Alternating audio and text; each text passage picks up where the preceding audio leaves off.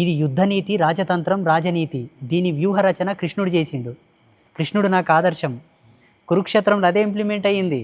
ఉగ్రవాదం అనేది ఈ దేశంలో నుంచి పోతేనే భారతదేశం ప్రపంచ పటము లోపల సమున్నతమైన స్థాయిలో నిలబడుతుంది. ఎందుకంటే ఉగ్రవాదం ఉండడం వల్లనే కాశ్మీర్లో సరస్వతి దేవాలయం లేదు. ఇప్పుడు చూడండి, జమ్మూ కాశ్మీర్ ప్రాంతాలు పర్యాటక కేంద్రకములు.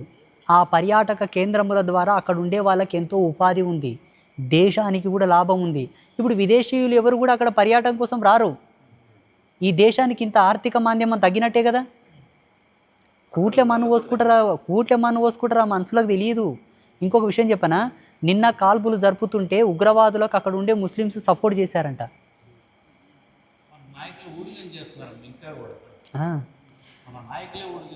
ఇంకొక దౌర్భాగ్యమైనటువంటి విషయం ఏంటో తెలుసా, అంతకుముందు వారం కింద పాకిస్తాన్ ఆర్మీ యొక్క చీఫ్ కొన్ని వ్యాఖ్యలు చేశాడు. ఆయన ఆ వీడియో కూడా చూశాను నేను.